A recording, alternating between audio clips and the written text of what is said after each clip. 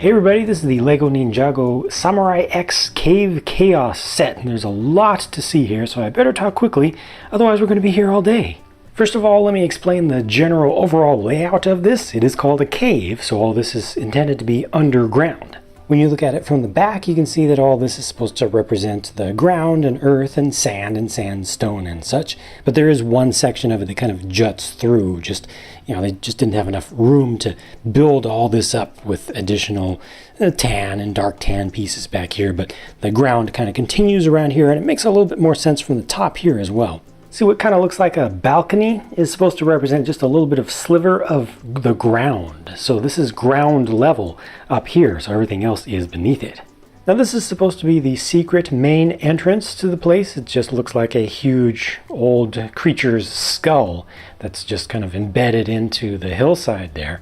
But that's where you actually get in. It's supposed to not attract attention, but I don't know, if I saw that, I would definitely go over and try to explore it, but this is where this all opens up, and that's how you get your main entrance into the cave. Now, if you're a bad guy, you shouldn't be able to get past there because they have a secondary kind of defense system there with the laser bars. But from the other side, you can see it's pretty gappy all around the side, so in reality, you could probably get around that pretty easily. However, they also have this set up so that you can kind of change the arrangement of the laser bars and flip it over this way to create a prison cell in there, so you could trap one of your enemies inside, and that actually looks a little bit more like it would work. You probably wouldn't leave an elemental weapon on one of your enemies, but that's just a bench in there that you can sit a figure or two on. It actually is just a little bit cramped. A little bit of storage up here above, and there's a bot there that can actually be taken out and used to help with some of your creations that you can build in this thing. One of the coolest things you can do is actually building stuff. I'll show you that in a minute. Several panels are up on the walls, and I like these. I like the fact that they used doors and windows and they just put clear backed stickers on them, and it looks proper. It looks like nice, proper screens that are actually up above. So they've got some on that side, and then they've got some on this side as well. And I purposely skipped over the center stuff because that's where I want to spend most of my time, actually. A little bit of kind of a shrine sort of element here, but that's where the swords and armor are kept. It looks like this could be another area that would be locked up and covered by some laser bars, but they don't actually have bars in this case. But of course, all that can be placed onto Samurai X herself. Right now, Nia is just chilling here, and she's in her water ninja garb, so you can switch between those two. As for this center section, there's a lot of stuff that goes on here. I mean, you can see the basic build of it using a lot of sand blue. These are two very large stickers that you apply to those large 6x6 tile pieces. A couple more kind of panels here that look nice, look like they're screens. But the main thing that you do here is kind of reconfigure the entire floor. You use these knobs along the sides here, these golden knobs, and you just turn that, and it makes the whole thing move. And then on the other side, oops, you had the bot kind of in the way. On the other side, this actually transforms a little bit more because it moves and turns. Part of it actually turns and opens up and creates kind of a different walkway, and that gives you easier access actually to get to the armor over on that side. Now, all of this opens up to give you better access. Well, first of all, you can see some things that got revealed underneath, some secret weapons, so a couple of size there, and these are nice. These are just blueprint panels, so just, sticker on a part there. Sticker on a part there. That also looks pretty cool. And as it turns out, under the entrance, kind of the ramp here, you can pull these up and find another one of those things hiding over here. Another different blueprint. Interesting. Ultimately, all those plans pertain to things that you can build and customize in the cave. This is one of the things here, this flyer that can be put together, which looks pretty cool. You see, just put a figure right there in the center. It's got the reverse swept wings. I like that. I like the look of it. Doesn't quite look like it has proper exhaust outlets on it, but it's no big deal. Looks like something that Kai would fly, right? Well, this is actually built from multiple parts, like multiple sub-assemblies. And what you can do is put these assemblies together onto this kind of assembly gantry here. Put that there, put that there. See, I'm not even connecting them. I'm just setting them in place. Push on this right here, and it's going to squeeze all those parts together and connect them. You heard 2 clicks. Now this is all connected. That's kind of a cool little thing, but in order to really make it work properly and get the most out of it, you need to have different parts that you can put together, not just these.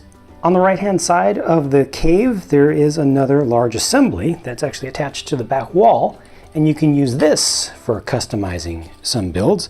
This has a couple of, looks like hover pods on it, some vertical takeoff and landing fan pods that can be turned around. So I'm going to put the engine and power plant module there. I'm going to put the vertical takeoff module there. And I'm going to put the nose module there. Push the button and click, click. Good to go. And now these are assembled together. It's a novel idea. I actually like this here. It's a little bit awkward that these go a little bit inward. I wish they just went forward and back, but it's okay. Maybe you get a little bit of extra kind of personality out of the look of the thing. This is one of the things that I like the most about this entire set. It just surprises me because it reads Blade, right? B-L-A-D-E. You flip it upside down and it reads Blade, B-L-A-D-E, just like that. That's a cool little effect that they got. Very, very clever. Just nice to get kind of hidden little things like that. Only thing about this whole assembly system is that it is limited in how many different things you can do, because you've got a clip here, bars on both sides here. So you can't just take these two and connect them together. You can't put things in different orders and such. So you pretty much can choose between one of these 2 pieces, and then the back and the front are always going to be the same. But then there is this Samurai X Mech, a relatively small one compared to the old, but this has a clip on the top of it as well. I have to say I'm not a big fan of this mech, just how it looks. It looks not very strong. It does have some decent posability to it with the use of the ball joints for the arms.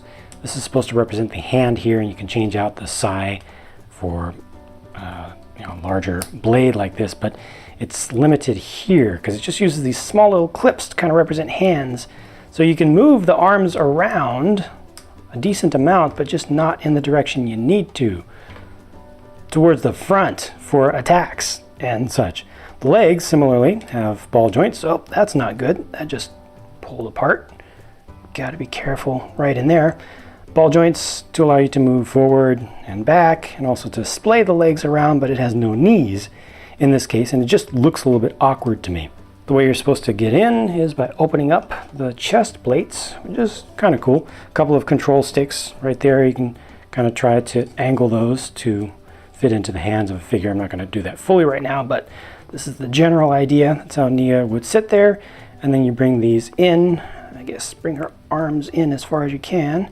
It's just a little bit limited. It's hitting her armor there on the top, but that's basically how you would do it. So you see how the legs look kind of funky? Just at least to me. Plus it doesn't provide much coverage for Nia herself. So it's just a little bit of an exoskeleton kind of thing going on here, but not a proper battle mech, if you ask me. I don't care about how it looks from the back. I think that for its size, that's fine, but just from the front, it's a little bit lacking. However, I started this off by mentioning that this had a clip at the top. Well, you can use these things to give you power-ups. So I'm going to attach this here, and now turn these. Now this is able to fly. It's able to take off and hover. That's a good idea, and it definitely makes this look a lot more beefy and strong. Incidentally, this section here also has a couple of shooters, a couple of stud shooters, one on either side, so you can use that with the plane, or you can use it with this, and alternately you can bring in the wings. So I can put these here, and that isn't really supposed to help you to fly at all. It's just supposed to help you to look more menacing. And in that sense, I think it is very successful. I think that this is the best look for this small mech.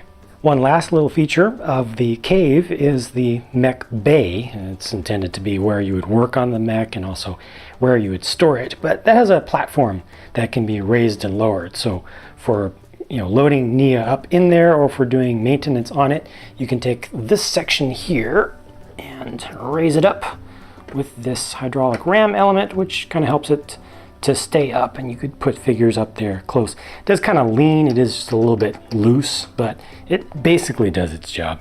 In this set, Nia also gets a new bike, or I guess anybody could use it. I like the stickers that are going around the little bit of cowling towards the front, and for the size of this thing, I really like this. I really like the look of it. It's got the small windscreen that's really low. It reminds me a little bit of the bike from Akira. It's just cool. It's small, doesn't have too many parts, but the level of detail is good, and it has an interesting shape to it with the real forward rake, and I think it's just good. The console piece is a printed piece there as well. You've probably seen that before. I like it. With the figures, I thought I'd look at the bad guys first for a change, with Pythor and then Generals Cryptor and Kozu, who have been brought back into the series. Really nice job with Pythor, with the printing going across the top. Very hard to see the printing on the torso unless you kind of look behind the lower jaw. Nothing new for General Cryptor, and Kozu is before my time, so I've not recognized if they've changed anything on him. Like I said, just a little bit tough to see some of the details. I'll take some of this stuff off. There we go, a little bit better now, and especially seeing them from the fronts, yes. And there's a full look at the 3 elemental weapons included in this set. One more bad guy, just a generic stone warrior here with the shoulder armor on and his regular hat. And now for the good guys and gal. Nia, the water ninja on the left, Jay with no hood on, and then Sensei Wu and Lloyd, the green ninja. It's an interesting combination of different ones and how they've got them outfitted here to put them all into one single set with these different setups with them. I'll have to see how that corresponds to what actually goes on in the show. Only Jay gets an alternate face, and there's a clearer look at the prints that you can see on the backs of the torsos. I really like the one for Sensei Wu this time around. Looks especially good. And just a clearer look at all of them from the fronts, with nothing obstructing your view of the details. Last but not least, here's what Nia looks like in her Samurai X garb up close, as provided in this set. Still plenty of the dark azure, that blue color that shows through, with just the armor added on there. So it doesn't really completely convert her over, but the most important thing is definitely the headgear. This is a pretty cool, very large play set that just gives you a lot of space to interact. The play features themselves, I think, are not that great, but that's okay because there is so much space here. Just the size of it and the number of different areas in, around, on, and behind this that you can place figures and come up with your own play patterns and your own scenarios, I think is actually really good. And the overall look of it makes sense, with the cave and the entrance and the outside sections and the above sections. It all just fits together pretty well to me. I think that some of the details where things move around and how the flyer can be reconfigured are not done as well as they could have been. I wish that there was more customization that you could do based on the instructions with stuff for the mech and for the flyer, and maybe even for the bike as well, kind of throwing that into the mix. But of course it is Lego, so you can use your own imagination, and the parts that are included here, take them apart and do things differently. And I very strongly recommend that you do try that. The set comes with a nice selection of figures for this size of set, so again, that helps with the whole play set value of the whole thing. I'm pretty happy here. So that's it for my look at this set. Thank you so much for watching, and please do share what you think about the set, whether you like it or you dislike it. If you have any favorite part, or if you have any least favorite part that you wish was done differently. I look forward to your feedback, and I'll be talking to you again soon in the next video.